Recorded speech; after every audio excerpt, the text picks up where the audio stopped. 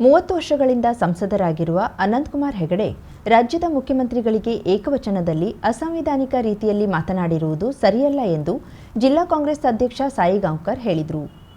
ಅಂಕುಲ ಪಟ್ಟಣದಲ್ಲಿ ಜಿಲ್ಲಾ ಕಾಂಗ್ರೆಸ್ ವತಿಯಿಂದ ಪತ್ರಿಕಾಗೋಷ್ಠಿ ನಡೆಸಿ ಮಾತನಾಡಿದ ಅವರು, ಅನಂತಕುಮಾರ್ ಹೆಗಡೆ ಈ ರೀತಿ ಅಸಂಬದ್ಧವಾಗಿ ಮಾತನಾಡುವ ಬದಲು ಸಂಸದರಾಗಿ ಏನೇನು ಅಭಿವೃದ್ಧಿ ಕಾರ್ಯಗಳನ್ನು ಮಾಡಿದ್ದಾರೆ ಎನ್ನುವುದನ್ನು ತಿಳಿಸಲಿ. ಸಂಸದರಾಗಿ ಅನಂತಕುಮಾರ್ ಹೆಗಡೆಯವರ ಕಾರ್ಯ ಶೂನ್ಯ. ಜಿಲ್ಲೆಯ ಯಾವೊಂದು ಅಭಿವೃದ್ಧಿ ಕೆಲಸಗಳಿಗೂ ಅವರು ಸ್ಪಂದಿಸಿಲ್ಲ. ಮಳೆಗಾಲ ಪ್ರಾರಂಭವಾದ್ರೆ ಗುಡುಗು ಸಿಡಿಲು ಸಾಮಾನ್ಯ. ಹಾಗೆಯೇ ಚುನಾವಣೆಯ ಸಂದರ್ಭದಲ್ಲಿ ಗುಡುಗುಗಳಂತೆ ಅನಂತಕುಮಾರ್ ಹೆಗಡೆ ಮಾತನಾಡುತ್ತಾರೆ. ಜನರ ಮಧ್ಯೆ ದ್ವೇಷ ಬೀಜಗಳನ್ನ ಬಿತ್ತಲು ಅವರು ಕಾರಣರಾಗುತ್ತಾರೆ. ಮುಂದಿನ ಬಾರಿ ಬಿಜೆಪಿಯಿಂದ ಅವರಿಗೆ ಟಿಕೆಟ್ ದೊರೆತರೂ ಅವರು ಗೆಲ್ಲುವುದಿಲ್ಲ. ಯಾಕೆಂದ್ರೆ ಪದೇ ಪದೇ ಸುಳ್ಳನ್ನ ಹೇಳಿ ಜನರನ್ನ ನಂಬಿಸಲು ಆಗುವುದಿಲ್ಲ. ಈ ಬಾರಿ ಜನರಿಗೆ ಅರ್ಥವಾಗಿದೆ. ಸಂಸದರು ಕೋಮು ಸೌಹಾರ್ದ ಕದಡುವ ರೀತಿಯಲ್ಲಿ ಮಾತನಾಡುತ್ತಾರೆ. ಮುಖ್ಯಮಂತ್ರಿಗಳಿಗೆ ಏಕವಚನದಲ್ಲಿ ಮಾತನಾಡುವ ಮೂಲಕ ಸುಸಂಸ್ಕೃತ, ಸುಶಿಕ್ಷಿತರೂ ಆದ ಸಂಸದರು ಇಡೀ ರಾಜ್ಯದ ಮುಂದೆ ತಪ್ಪು ಸಂದೇಶವನ್ನ ನೀಡಿದ್ದಾರೆ. ಇದನ್ನ ಜಿಲ್ಲಾ ಕಾಂಗ್ರೆಸ್ ಖಂಡಿಸುತ್ತದೆ ಎಂದರು. ಜಾತಿ ಉಪಜಾತಿಗಳಿಗೂ ಇಂಥ ವಿವಿಧತೆಯಲ್ಲಿರುವ ಏಕತೆ ಇರುವ ದೇಶದಲ್ಲಿ ಈ ಬಿಜೆಪಿ ಪಕ್ಷ ಇಂಥ ಕೋಮುವಾದಿ ಪಕ್ಷ ಅಥವಾ ಇಂಥ ಕೋಮುವಾದಿ ಸಂಸದರಿರುವುದರಿಂದ ನಮ್ಮ ಕರ್ನಾಟಕದಲ್ಲಾಗಲಿ ದೇಶದಲ್ಲಾಗಲಿ ಈ ಒಂದು ಒಡೆಯಲಿಕ್ಕೆ, ಜನರ ಮನಸ್ಸನ್ನು ಒಡೆಯಲಿಕ್ಕೆ ಕಾರಣರಾಗ್ತದೆ. ಹಾಗಾಗಿ ನಾವು ಇಂಥವರನ್ನು ಬಹಿಷ್ಕರಿಸ್ತಾ ಇದ್ದೇವೆ. ಇವತ್ತು ನಮ್ಮ ಪಕ್ಷ 5 ಗ್ಯಾರಂಟಿಯನ್ನು ಕೊಟ್ಟು ಜನಮನವನ್ನು ಗಳಿಸಿದೆ. ಆದರೆ ಅದನ್ನೆಲ್ಲ ಅಂದರೆ ಬಡವರನ್ನ, ಅತ್ಯಂತ ಕೆಳಮಟ್ಟದ ವರ್ಗದ ಜನರನ್ನ 108 ಕೋಟಿ ಮಿಕ್ಕಿ ಜನರ ಇದರ ಸವಲತ್ತುಗಳನ್ನು ಪಡೆದುಕೊಂಡಿದ್ದಾರೆ. ನಾವು 59,000 ಕೋಟಿ ಇದಕ್ಕೆ ವಿನಿಯೋಗಿಸ್ತಾ ಇದ್ದೇವೆ. ಬೇರೆ ಮೂಲದಿಂದ ಈ ಹಣವನ್ನು ಕ್ರೋಢೀಕರಿಸಲಿಕ್ಕೆ ನಮ್ಮ ಪಕ್ಷ ಸಿದ್ಧವಾಗಿದೆ, ನಮ್ಮ ಸರ್ಕಾರ ಸಿದ್ಧವಾಗಿದೆ. ಇನ್ನು ಮುಂದಿನ ದಿನಗಳಲ್ಲಿ ನಾವು ಇನ್ಫ್ರಾಸ್ಟ್ರಕ್ಚರ್ಗೂ ಕೂಡ ನಾವು ಮಹತ್ವವನ್ನು ಕೊಟ್ಟಿದ್ದೇವೆ. ಆದ್ದರಿಂದ ನಾವು ಈ ಸಂಸದರು ಏನು ನಮ್ಮ ಪಕ್ಷದ ಮೇಲೆ ಅಥವಾ ನಮ್ಮ ಮುಖ್ಯಮಂತ್ರಿಗಳ ಮೇಲೆ, ಸಿದ್ದರಾಮಯ್ಯನವರ ಮೇಲೆ ಏನು ಏಕವಚನದಲ್ಲಿ ಮಾತನಾಡಿ ಮತ್ತು ಮಸೀದಿಯನ್ನು ಕೆಡುತ್ತೇವೆ ಎಂಬುದನ್ನು ಕಾಯ್ದೆಯನ್ನು ತಮ್ಮ ಕೈಯಲ್ಲಿ ತಗೊಳ್ಳಿಕ್ಕೆ ನಿರ್ಣಯ ಮಾಡ್ತಾರೋ ಅವೆಲ್ಲವನ್ನು ನಾವು ಈ ದಿನ ಖಂಡಿಸ್ತೇವೆ.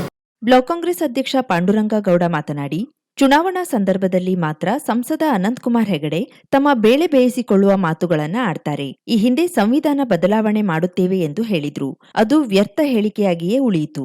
ಜಾತಿ ಧರ್ಮದ ಒಡಕು ಮೂಡಿಸಿ ಮತಗಳಿಕೆಯ ಕಲೆಯನ್ನ ಅವರು ಕರಗತ ಮಾಡಿಕೊಂಡಿದ್ದಾರೆ. 30 ವರ್ಷಗಳಿಂದ ಸಂಸದರ ನಿಧಿಯನ್ನ ಯಾವ ತಾಲೂಕುಗಳ ಅಭಿವೃದ್ಧಿಗೆ ಬಿಡುಗಡೆ ಮಾಡಿದ್ದಾರೆ ಎನ್ನುವ ಬಗ್ಗೆ ಅವರು ಸ್ಪಷ್ಟಪಡಿಸಲಿ ಎಂದರು.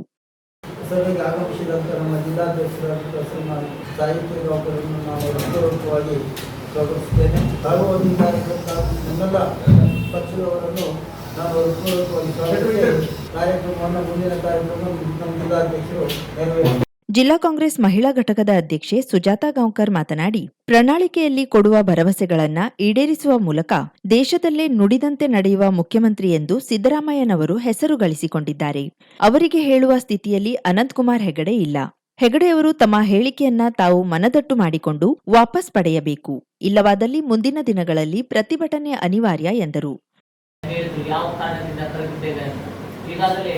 ನಮ್ಮ ಗೌರವಾನ್ವಿತ MP ಆದಂತಹ ಅನಂತಕುಮಾರ್ ಅವರ ಹೇಳಿಕೆ ಒಂದು ಬಾಲಿಶ್ ಹೇಳಿಕೆಯನ್ನ ದೇಶದಲ್ಲಿ ಈ ನಮ್ಮ ಉತ್ತರ ಕನ್ನಡದಲ್ಲಿ ಇಡೀ ದೇಶವನ್ನೇ ಒಂದು ಲಕ್ಷಿಸುವಂತಹ ಒಂದು ಸ್ಟೇಟ್ಮೆಂಟ್ ಅನ್ನ ಒಂದು ಗೌರವಾನ್ವಿತರಾಗಿ MP ಆಗಿ ಈ ಒಂದು ಹೇಳಿಕೆಯನ್ನು ನಮ್ಮ ಗೌರವಾನ್ವಿತ ಮುಖ್ಯಮಂತ್ರಿಗಳಿಗೆ ಸಿದ್ದರಾಮಯ್ಯ ಅವರಿಗೆ ಈ ರೀತಿಯಾಗಿ ಮತ್ತು ಏಕವಚನದಲ್ಲಿ ಮಾಡಿದಂತ ಈ ಒಂದು ಅವರ ಅವಹೇಳನೆ ಅಂತ ಹೇಳ್ಬಹುದು.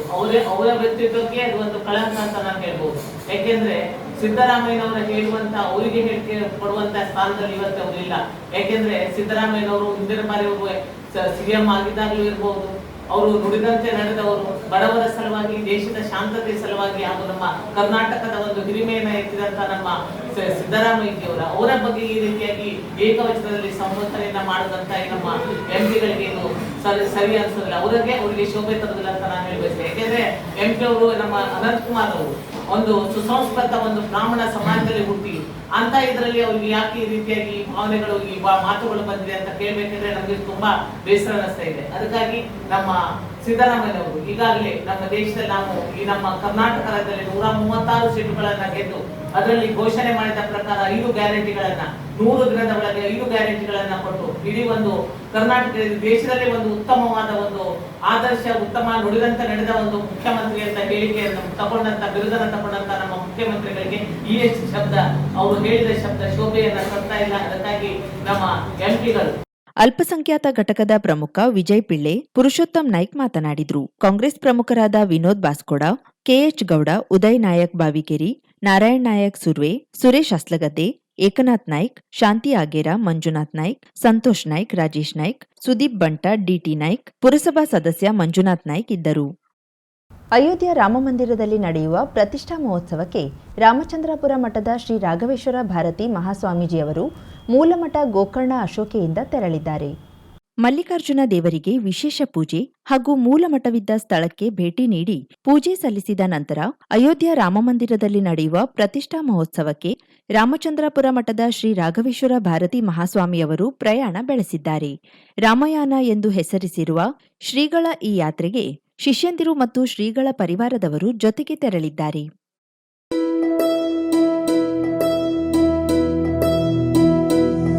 श्रीराम जय राम, श्रीराम जय राम, श्रीराम जय राम, श्रीराम जय राम, श्रीराम जय राम, श्रीराम.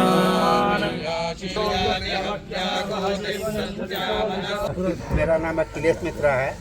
मैं माँ जानकी की जन्मभूमि पुनौरा धाम सीतामढ़ी बिहार से आया हूँ। स्वामी जी का दर्शन होकर मैं कृतार्थ हो गया कि स्वामी जी के चरण अयोध्या में पड़ेंगे। ಯಾಕೆ ಮಾಡಿಸಿದ್ರೆ हमें बहुत ಪರಿಚಯ ಮಾಡಿಸೋ ಉದ್ದೇಶ ಏನಂದ್ರೆ ಅಯೋಧ್ಯೆ ಕೋಪದೃಷ್ಟಿಯಿಂದ ಮೊದಲನೇ ಹೆಜ್ಜೆನ ಹೊರಗಿಟ್ರು ರಾಮದೇವರ ಒಳಗಿಂದ ಇವ್ರ ದರ್ಶನ ಆಗಿದ್ದು ಅಂತ. ರಾಮ ಜನ್ಮಭೂಮಿಗೆ ಹೊರಟಿದ್ದು ನಾವು ಸೀತಾ ಜನ್ಮಭೂಮಿಯಿಂದ ಒಂದು ಅತ್ಯಾಧುನಿಕ ವ್ಯವಸ್ಥೆಯೊಂದಿಗೆ ಗೋಕರ್ಣದ ಮುಖ್ಯ ರಸ್ತೆ ತಾರಮಕ್ಕಿ ಬಳಿಯ ಗುರು ರಾಘವೇಂದ್ರ ಕಾಂಪ್ಲೆಕ್ಸ್ನಲ್ಲಿ ಶಿವ ಮಲ್ಟಿ ಜಿಮ್ ಗುರುವಾರ ಉದ್ಘಾಟನೆಗೊಂಡಿತು. ಯುವ ಉದ್ಯಮಿ ವಿನಾಯಕ್ ನಾಯಕ್ ಉದ್ಘಾಟಿಸಿದ್ರು.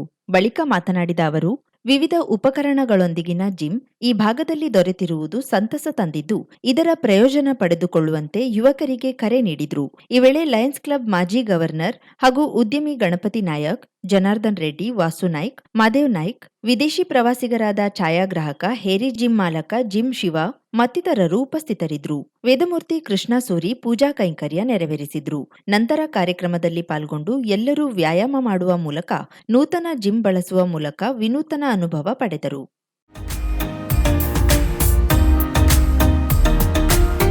ಮಿಲನ್ ಎಂಟರ್ಪ್ರೈಸಸ್ ಬೃಹತ್ ಎಲೆಕ್ಟ್ರಾನಿಕ್ ಹಾಗೂ ಫರ್ನಿಚರ್ ಮಳಿಗೆ. ಉತ್ತರ ಕನ್ನಡ ಜಿಲ್ಲೆಯಲ್ಲೇ ಅತಿ ಹೆಚ್ಚು ಮಳಿಗೆಗಳನ್ನ ಹೊಂದಿರುವ, ಅತಿ ಹೆಚ್ಚು ಸಂತೃಪ್ತ ಗ್ರಾಹಕರನ್ನ ಹೊಂದಿರುವ ಮೂಲಕ ಹೆಗ್ಗಳಿಕೆಗೆ ಪಾತ್ರವಾಗಿರುವ ಏಕೈಕ ಸಂಸ್ಥೆ ಮಿಲನ್ ಎಂಟರ್ಪ್ರೈಸಸ್. ನಮ್ಮ ಮಳಿಗೆಗಳಲ್ಲಿ ಪ್ರಸಿದ್ಧ ಕಂಪನಿಗಳ electronic refrigerator, washing machine, LED TV, ಎಸಿಗಳು ಲಭ್ಯ.